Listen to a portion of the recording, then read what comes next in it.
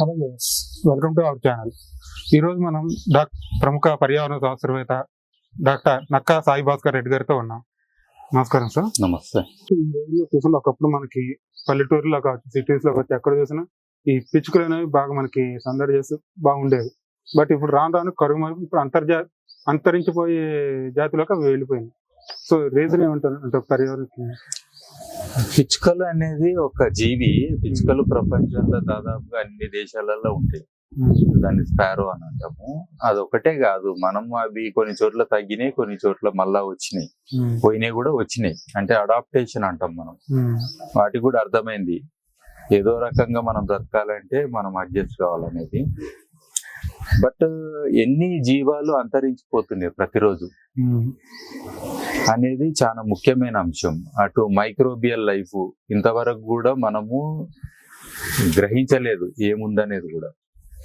So అవి కూడా అంతరించిపోతున్నాయి. మన కళ్ళ ముందట కూడా ఎన్నో జీవాలు ఇప్పుడు చిరుత అంటాం, ఒకప్పుడు భారతదేశంలో ఉంటుండే.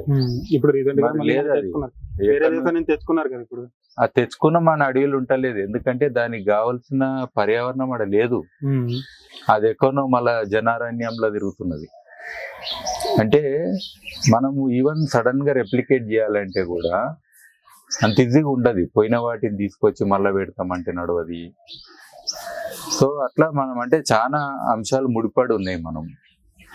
సో కాబట్టి అందుకే అంటున్నా, మీరు ఓన్లీ మనుషులున్న దేశం అనేది క్రియేట్ అవుతుందా?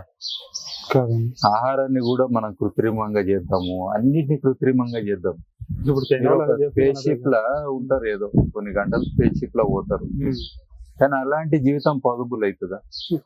ఏం లేకుండా, ఒక పిట్ట లేదు, పక్షి లేదు, ఏం లేదు.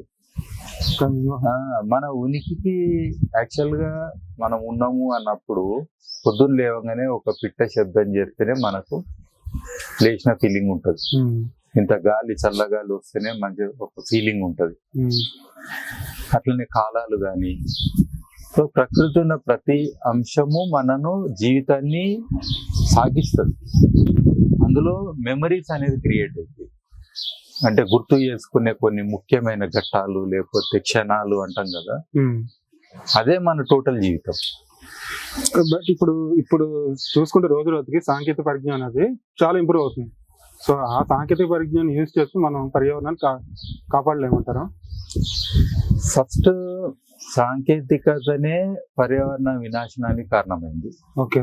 ఈ టెక్నాలజీ మీరు చూడండి, ఏ టెక్నాలజీ లేనప్పుడు గ్రామాలలో ఉన్న రైతులు కానీ లేదా వాళ్ళ జీవన విధానం కానీ లో ఇంపాక్ట్ అని అంటాం. అంటే ప్రకృతికి హాని తలపెట్టకుండా. ఇప్పటికి మీరు చూడండి, ట్రైబల్ కమ్యూనిటీస్ ఉంటాయి కదా, వాళ్ళ సాంకేతికత తక్కువ వాడతారు. ఓకే. సో వాళ్ళ జీవన విధానము ఇవన్నీ కానీ లైఫ్ స్టైల్ ఫర్ ఎన్విరాన్మెంట్ అని అంటాం, పర్ఫెక్ట్ గా ఉంటది. ఇప్పుడు మనం ఏం చేస్తున్నామంటే అన్ని టెక్నాలజీస్ ఒక దగ్గర చేసుకొని మన జీవితాన్ని అంటే మంచిగా చేసుకుందాం, సంతోషంగా చేసుకుందాం అనే ప్రాసెస్ లా దానికైనా పర్యవసానాలు ఏవైతే ఉంటాయో ఇంపాక్ట్స్ అన్ని కూడా దానితోటి మన జీవితాన్ని తక్కువ చేసుకుంటున్నాం. ఈవెన్ లైఫ్ స్పాన్ కూడా తగ్గింది. ఓకే. మళ్ళా టెక్నాలజీలు చేసి దీనికి విరుగుడు అని అంటే ఇది ఎట్లుంటదంటే ఒక చెడుకి ఇంకో చెడుతోటి ముడిపెట్టినట్టు ఉంటది.